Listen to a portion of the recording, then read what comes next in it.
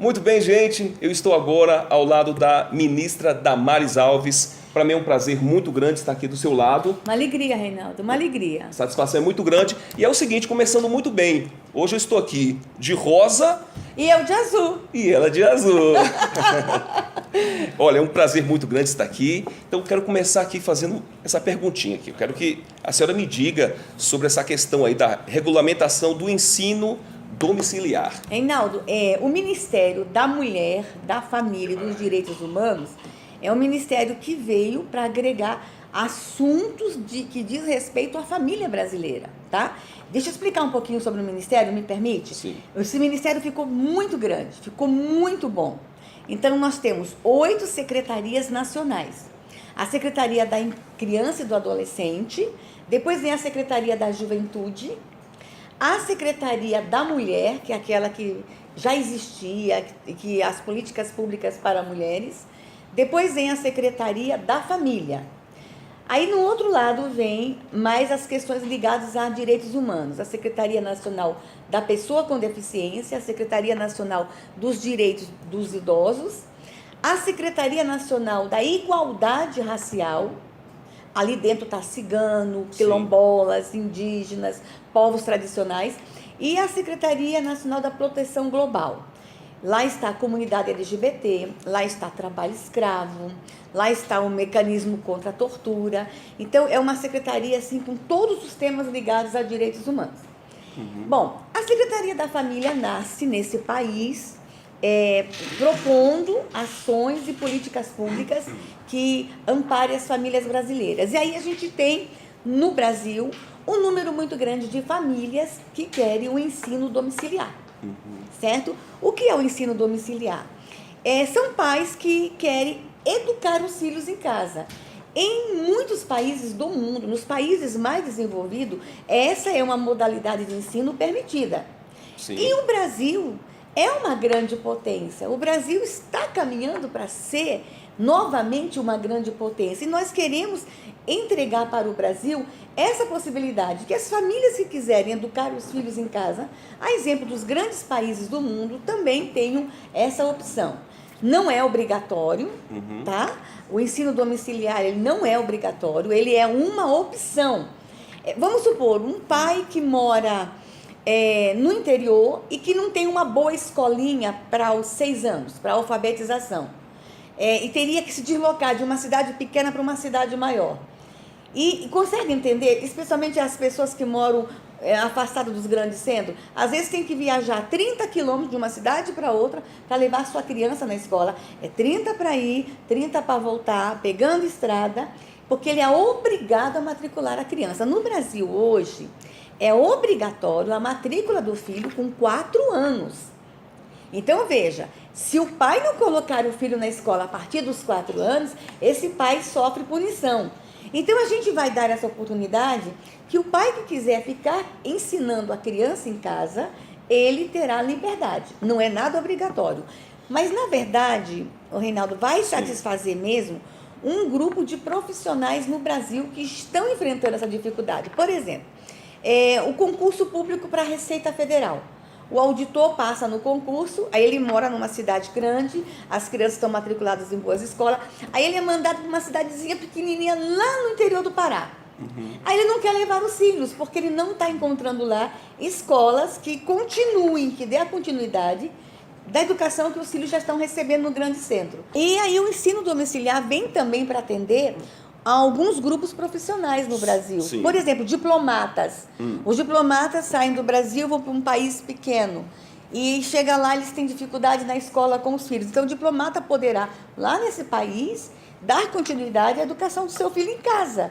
Nós temos no Brasil, por exemplo, profissional de carreira, concurso público. Passa-se num concurso público para auditor da Receita. Mora num grande centro, mora em São Paulo. Os filhos estão numa boa escola. Aí ele é transferido, ele é nomeado para uma cidadezinha lá no interior do Pará. Uma cidade pequena que não dá continuidade, que não tem condições de dar ao filho dele a formação que ele já está recebendo nessa escola. Então, muitos profissionais estão mudando para o interior e deixando os filhos nos grandes centros. Então, ele agora poderá mudar com a sua família e dar continuidade ao ensino que aquela escola estava dando para o seu filho em casa. Então, vem atender também demandas de muitos profissionais no Brasil. Mas deixa eu dizer uma coisa, sabe quantas famílias no Brasil hoje já dão aula em casa para os seus filhos, já fazem ensino domiciliar? Me diz. Nós temos duas modalidades, né? O ensino integral em casa e o ensino parcial. Considerando o ensino integral e o ensino parcial, mais de 30 mil famílias no Brasil. Então, a gente vai, com essa proposta nossa, já acolher as famílias que estão fazendo. E detalhe, muitas famílias são processadas porque fazem isso. É verdade? É verdade, porque a lei diz que é obrigatório a criança na escola. E as famílias que querem educar estão sendo processadas. Então, nós estamos apresentando uma proposta de lei para que essas famílias não fiquem na ilegalidade. As pesquisas no mundo mostram que o rendimento é muito maior da criança em casa do que na escola. Por quê? 40% da atividade na escola é para gerenciar a sala. De uma aula aí de 1 hora que um professor usa ali, 40% é para gerenciar o ensino, responder uma pergunta, controlar a disciplina. Em casa, o pai que fica 3 horas, por exemplo, numa manhã com o filho, numa tarde, a produção é muito maior que 6 horas, 5 horas numa escola. Agora é o seguinte, vai ter toda uma regulamentação. Não é assim, quero o meu filho estudando em casa, não. Essa família vai ser cadastrada, o MEC vai saber aonde essa família está, vai haver fiscalização se essa criança está realmente estudando. Não é dessa forma, solta. Não é de todo jeito. E outra coisa, essa criança vai passar por avaliações. Então, essa criança, nós vamos regulamentar como será essa avaliação para comprovar se ela realmente está aprendendo. Mas, olha, os resultados são incríveis, a produção e o conhecimento que essas crianças adquirem no ensino domiciliar já está comprovado no mundo que é uma modalidade de ensino espetacular. Aí você fala assim, mas aquele pai que não sabe matemática? Aí vem a surpresa. O pai não sabe matemática, mas ele pode contratar um professor de matemática para dar aula para o filho em casa. É muito comum, já é comum assim em condomínios, 5 crianças que estudam em casa, então um pai paga o professor de matemática para os 5. E aí, no dia da matemática, vão todos para aquela casa. Tem sido muito comum. Então, é dinâmico, deu certo no mundo, tem dado certo no mundo. Nós vamos copiar as experiências que já deram certo para a gente poder estar regulamentando a lei no Brasil. Mas é uma necessidade, não dá mais para a gente fugir disso. Sabe quantos anos está sendo discutido isso no Congresso Nacional? Não é essa ministra que está inventando, não. 26 anos. 26 anos? Nós temos projetos de lei tramitando lá no Senado e na Câmara, entre discussões, audiências públicas, debates, seminário, projetos de lei, 26 anos. Então, há 26 anos que as famílias no Brasil estão pedindo o direito de educar os seus filhos em casa. Muito tempo. Muito tempo.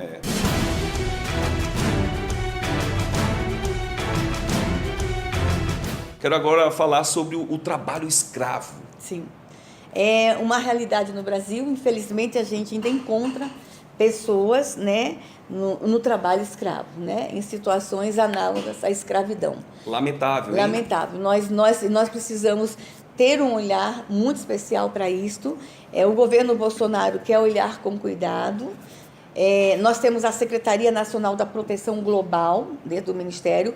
Lá nessa secretaria tem uma coordenação voltado ao combate ao trabalho escravo. Então, nós vamos olhar com muito carinho. A legislação está sendo, no Congresso Nacional, questionada. Há uma discussão no Congresso Nacional sobre os critérios para se classificar o trabalho escravo, mas não é meu papel isso. O meu papel é cumprir a lei. E a lei que está aí, a gente vai cumprir do jeito que está imposta a lei. Explicado. Vamos agora aqui falar sobre o combate à automutilação. Pois é. Esse é um trabalho que eu faço enquanto pessoa há muito tempo, como educadora, como ativista em defesa da vida. O Brasil, infelizmente, está diante de uma realidade triste. Em torno de 20% dos nossos jovens e adolescentes no Brasil estão se cortando, estão se autolesando, estão se automutilando. E nós precisamos entender esse fenômeno. os pais não sabem o que fazer, a escola não está sabendo como lidar com isso, até os profissionais da área de saúde mental já estão ficando apavorados. Nós podemos dizer com certeza que estamos diante de uma epidemia que só se alastra. Deixa eu falar o que é 20% de jovens e adolescentes.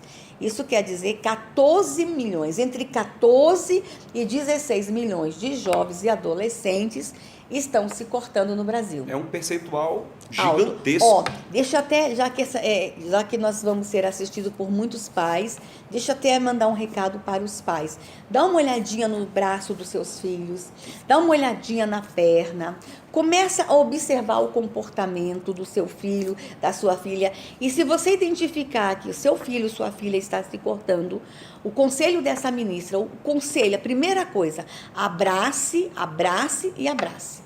Nós temos que abraçar. Ah, mas eles estão se cortando para se aparecer. Não é assim. Criança tem medo de injeção. É verdade. Por que se corta? E eu vou dizer uma coisa, e há um contágio, tá? Numa escola que tem 5 crianças se cortando, você volta daqui 3 meses, tem 10 crianças se cortando. Elas estão encontrando no corte uma fuga. Se a criança quisesse aparecer, tá, papai e mamãe, chamar a atenção, ela colocava uma melancia na cabeça. Mas ela está se cortando porque ela está em profundo sofrimento. E há toda uma influência do grupo que está em volta dela. E por que nossas crianças estão em profundo sofrimento? Quando você conversa com uma criança que está se cortando, eles falam, estou com dor na alma.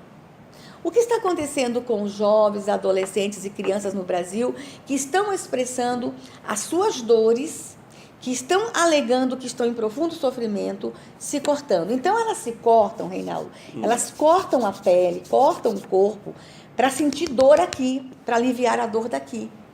É muito sério isso. É um refúgio. É uma fuga. Só que aí ela vai se cortando. Daqui a pouco não tem onde se cortar. Então nós temos adolescentes que se suicidam. Eles não querem morrer, mas eles passam do ponto, estão sozinhos e morrem. E cadê os pais nessa hora? Aí que está, o Reinaldo. A senhora falou assim, os pais têm que observar isso aqui, os cortes. Veja só, Reinaldo, o tempo moderno hoje, a modernidade, tem tirado os pais cada vez mais de casa. Imagine um pai, Reinaldo, lá em São Paulo, que tem que acordar às 5 da manhã, acordar às 4 da manhã, pegar um ônibus às 5 para chegar às 8 no trabalho, trabalha o dia inteiro, sai às 6, ele vai chegar em casa às 9 da noite. Essa é a realidade de muitos brasileiros. Esse homem chega em casa exausto, cansado, às vezes com fome, às vezes mães que ficaram em pé no ônibus 2, 3 horas para chegar em casa. Chega em casa, os filhos estão aqui, no Zap, estão aqui no Facebook. Essa mãe está tão cansada que ela entende aquilo assim como um alívio. Já que ele está lá, vou deixar quietinho. A mãe toma um banho, dorme para acordar às 4 da manhã. Quando não tem que ficar acordada fazendo a comida de todo mundo. Cobrar desse pai, dessa mãe, a gente culpar o pai e a mãe, não é o caminho. Mas eu não falo só desse pai trabalhador, nós temos pais intelectuais, pais que têm uma vida mais folgada de horário, que também não observaram. É um fenômeno. Não vamos culpar a família. Vamos trazer a família para esse contexto, vamos ajudar a família a enfrentar. Deixa eu dizer uma coisa, Reinaldo, é muito sério a gente perguntar, cadê você, pai? A culpa é sua. Você não tem ideia a dor disso para um pai. Imagina um pai que perde um filho de 12 anos. Imagina um pai chegar em casa e encontrar o seu filho deitado, lavado de sangue, morto. A culpa que esse homem carrega aqui dentro já é grande demais para a gente também estar culpando ele. Então, o que nós vamos ter que entender? Nós vamos ter que estar com a família, orientar a família, sem trazer culpas, mas buscando a família para uma responsabilidade, mas também vamos ter que envolver outros atores nessa história. Quem? A escola, o professor, o conselheiro tutelar, o pastor, o padre, o amigo. Todo mundo vai ter que vir para essa luta, para a gente entender o que está acontecendo e a gente se ajudar. Vai ter que ser um pacto de todos por todos, porque senão nós vamos perder muitos adolescentes. E crianças, deixa eu dizer uma coisa, pai, nós estamos falando com crianças que estão se cortando. Tem uma menina que fala comigo já há uns 6 meses, ela tem só 7 anos de idade e está se cortando. Não acredito. Sim, Sério? tem registro de suicídio no Brasil Meu de Deus. crianças de 6, 7 anos de idade. Então, nós vamos ter que entender que está cada vez mais cedo isso. E vamos ter que compreender o que nós vamos ter que fazer. Então, esse ministério vem junto com o Ministério da Saúde, porque isso também envolve saúde mental, junto com o Ministério da Educação, porque vai ser uma questão de educação, preparar os professores, tudo com muito cuidado. Nós vamos lidar com isso, Reinaldo.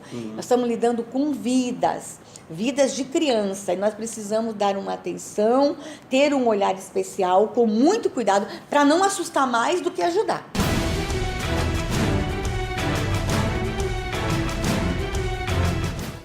Agora eu quero que a senhora fale mais um pouquinho aí da violência contra a mulher. Pois é uma triste realidade no Brasil. Nós somos o 5º país do mundo que mais mata mulheres. É uma marca ridícula para nós. É um absurdo sermos a 5ª nação, especialmente, Reinaldo, por essa nação se autodeclarar cristã. Uma nação que se autodeclara cristã tinha que ser a primeira no mundo a proteger mulheres. Porque o cristianismo, a base do cristianismo é a proteção da vida. E Jesus, ele protegeu mulheres. O que Jesus Cristo faz na sua época? Ele quebra todos os tabus para proteger mulheres. Aí uma nação linda, extraordinária como essa, amarga números como a 5ª do mundo que mais mata mulheres. No Brasil, a cada 11 minutos, já tem pesquisas que falam que está baixando para 8. A cada 8 minutos, uma mulher é estuprada. A cada 7, uma mulher sofre violência. E a violência não está só dentro de casa. A violência está na rua, está nos ônibus. É um país ainda que os homens acocham as mulheres dentro do ônibus. É um país que os homens passam a mão na mulher dentro do metrô. E isso é violência contra a mulher. A lei atentado à dignidade da mulher. Então, a violência contra a mulher vai desde o constrangimento, preconceito, discriminação, atentado à dignidade, atentado à honra, a violência física, a lesão corporal, a tentativa de homicídio, o feminicídio. Então, assim, a gente vê aí um quadro que a gente vai precisar mudar. Veja só, agora a gente recebeu uma pesquisa que o Brasil é o pior país da América do Sul para criar menina. Meu Deus, é o pior da América do Sul. Me explica. Veja só. Se eu tivesse que dar um conselho para quem é pai de menina, mãe de menina, era foge do Brasil. Você está no pior país da América do Sul para criar meninas. As meninas nesse país, um dos índices que leva a esse resultado é o abuso sexual de meninas. O abuso sexual de meninas no Brasil é uma realidade. Nós estamos com um número absurdo de meninas sendo abusadas. Há pesquisas que indicam que 1 a cada 3 meninas no Brasil será abusada até os 18 anos de idade de alguma forma. É muito. Então, nós vamos ter que proteger a mulher desde a infância. Nós vamos ter que rever essa questão da proteção e defesa da mulher com uma grande revolução cultural. Mas uma revolução cultural mesmo. Lá na escola, não adianta eu fazer só a repressão. Nós vamos ter que trabalhar uma mudança de comportamento no Brasil de proteção à mulher e de proteção à menina. Essa lei brasileira, cá entre nós, é uma lei muito branda para quem é covarde. Um homem que agride uma mulher. Olha, o que nós temos visto, a lei é boa, mas o que nós temos visto é que os mecanismos de proteção da mulher não estão sendo eficazes. Nós vamos ter que rever os mecanismos de proteção. Tem muitas mulheres na medida protetiva que os homens chegam até elas e eles estão proibidos de chegar até 100 metros dela. Nós vamos ter que começar a entender o que nós vamos ter que fazer para melhorar isso, tá? Se preciso aumentar as penas, se preciso aumentar a punição. Por exemplo, deixa eu passar aqui para vocês, eu acho que você conhece a minha história de abuso, de sofrimento, de dor, né? Nós estamos nos deparando nos últimos dias, nos últimos meses, com muitos casos de sacerdotes abusando de mulheres. Né? Nós tivemos aqui no interior de Goiás, aquele famoso médico com um número absurdo de mulheres que ele abusou. Nós temos outros casos de sacerdotes, de padres, de pastores. Nós encontramos uma mulher recentemente aqui no Brasil que estava amarrada num galpão, que era um lugar de uma seita, e iria passar por um ritual, estava sendo machucada. Então, amarrada há alguns dias. Então, veja, nós estamos querendo rever a legislação. Quando essa pessoa é um sacerdote, aumentar a pena dele.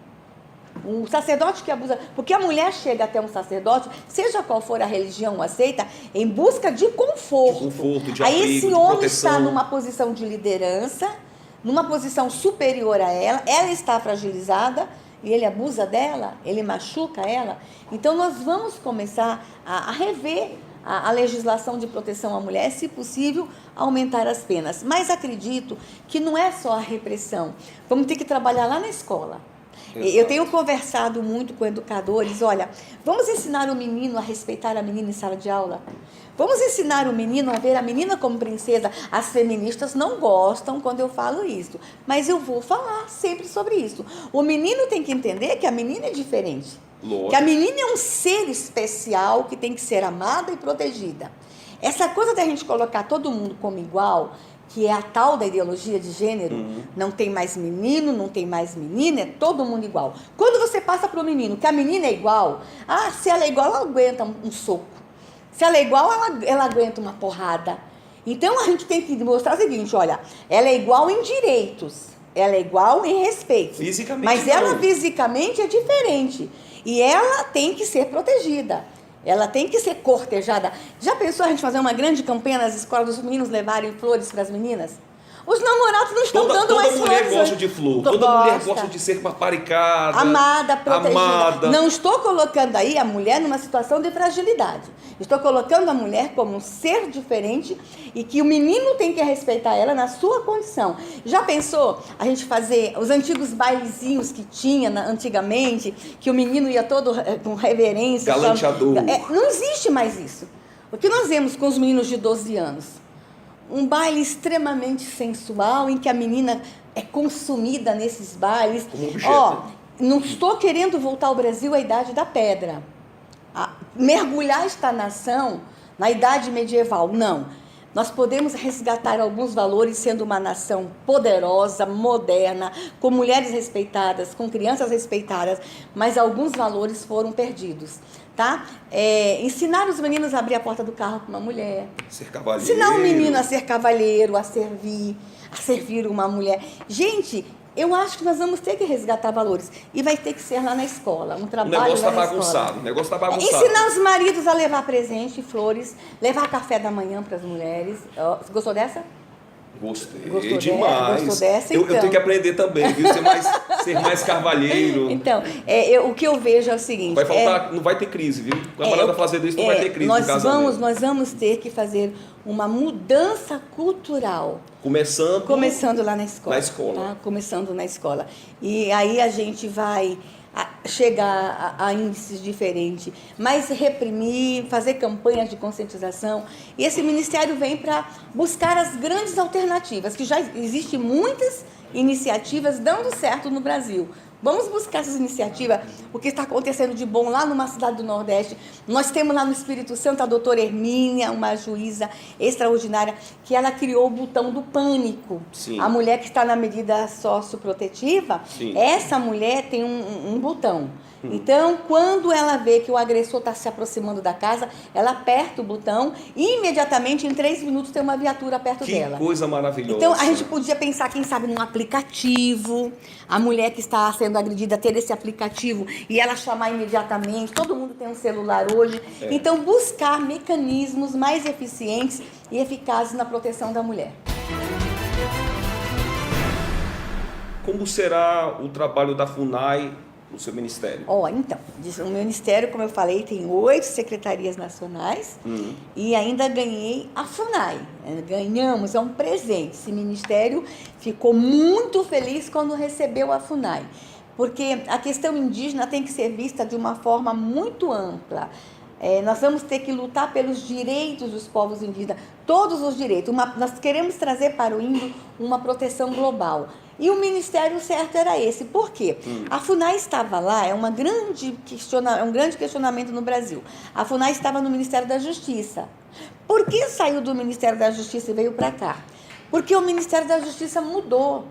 O Ministério da Justiça agora, ele vai focar no combate ao crime organizado, no combate à corrupção. Então, esse mecanismo FUNAI ficou perdido lá dentro. Índio não é corrupto, índio não é bandido. Então, a FUNAI ficou perdida no MJ. Ela era acolhida na outra estrutura do MJ. Mas agora, como o meu ministro Moro vai focar muito no combate à corrupção, perdeu aí esse vínculo com a FUNAI. Então, a FUNAI tinha que sair de lá, ir para um outro ministério. Ir para a agricultura? Não tem lógica. Ir para o Ministério do Meio Ambiente? Tá, tem muitas áreas de preservação ambiental que são áreas indígenas. Mas e o homem? Então vai para o Ministério da Agricultura. O que o Ministério da Agricultura vai fazer com o índio universitário? Não é o know-how do Ministério da Agricultura. Não é a atribuição da Agricultura cuidar do índio universitário. Vamos mandar para o meio ambiente. O que o Ministério do Meio Ambiente vai fazer com a mulher apanhando nas aldeias? Não é atribuição deste ministério. Qual é o único ministério que poderia acolher a FUNAI? O nosso. Na minha ótica, chegou em boas mãos, porque a gente vê o carinho que você tem por esse povo indígena. Então, é notório. É a minha vida, né? É a minha vida. Então, veio para o ministério certo, em que tem uma ministra apaixonada pelos povos indígenas. Então, a mudança, eu acho que o Brasil já começou a compreender. Essa mudança, ela foi uma mudança tranquila, uma mudança que atende às expectativas do governo e acredito que atende às expectativas dos povos indígenas. Houve muita manifestação, ruídos, tem que ficar lá. Ó, deixa eu dizer uma coisa. É melhor ficar com a mãe Damares. Eu também acho. Deixa os índios comigo. Porque eu já vi muita coisa sua aí na internet, falando, combatendo. Eu tenho um trabalho há muitos anos na proteção dos povos indígenas. Eu sou mãe de uma índia, né? Eu sei. A minha filha, ela é uma indígena linda, extraordinária, linda como a mãe, ficou linda como a mãe, né? Às vezes eu acho que eu sou índia, que eu que fiquei linda como ela, né? Então, eu tenho todo um trabalho com os povos indígenas, então eu só vim agregar meus conhecimentos agora na proteção da FUNAI e dos nossos indígenas. Queremos fortalecer a FUNAI, fortalecer o servidor público, estamos convocando servidores que passaram em concurso, então é isso aí. Foi uma bênção de Deus, não é? Foi, um presente de Deus para esse ministério. Para você que ama esse povo e para eles, Sim. não é verdade? Sim. Que vai ter agora uma mamãe protetora que vai cuidar deles. Lutar muito pelos povos indígenas.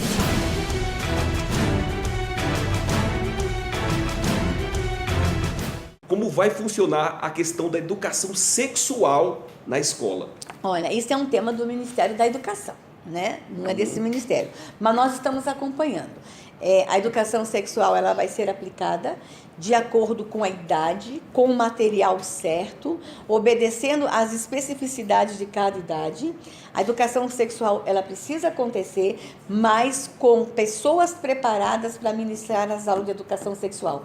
O que estava acontecendo no passado eram abusos na hora de ensinar, abusos com material, abusos de fala, abuso de linguagem. Nós chegamos a ver crianças de 8 anos no Brasil com pênis na mão, aprendendo a colocar a camisinha, sem respeitar os pais, sem respeitar as famílias. Então, agora o Ministério da Educação vai olhar isso com muito cuidado, obedecendo todo um critério, obedecendo as recomendações da Organização Mundial de Saúde, dos psicólogos, psiquiatras e, principalmente, cumprindo a lei. De que forma? A família vai ser ouvida. A família vai fazer parte desse processo. Isso é muito bom. Para mim é inadmissível essa ideia aí, né? A educação sexual ela vai vir agora de uma forma científica. Eu aprendi educação sexual na escola e foi muito bom a forma como minha professora falou de proteção, de menstruação, de órgãos reprodutor. Eu aprendi muita coisa na escola, sem ser erotizada. Nós queremos uma educação sexual que não faça apologia à erotização de criança.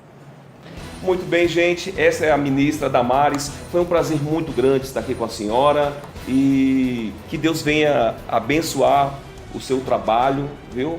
E que Deus continue sempre abençoando esta nação, porque eu acredito o seguinte, que o melhor de Deus está por vir. Então vai ter muita coisa boa vindo aí. O governo Bolsonaro é um governo que veio para fazer mudanças. Aguardem, não esperem mudanças de uma hora para outra. Nós temos um presidente que tem palavra, nós temos um presidente comprometido com essa nação, um presidente que escolheu uma equipe técnica excelente. Essa nação vai passar por grandes mudanças. Talvez vai demorar aí um tempo para vocês sentirem, mas as mudanças estão vindo. Temos um presidente generoso, temos um presidente inteligente, um presidente pró-família, pró-vida. Então o governo Bolsonaro é um governo forte. Acredite nisso. As coisas vão acontecer de forma gradual, mas sem sombra de dúvidas vão acontecer. Já tem muita coisa que mudou no Brasil, muita coisa. Sem dúvida alguma. Muito obrigado, querida. Foi uma alegria, tá?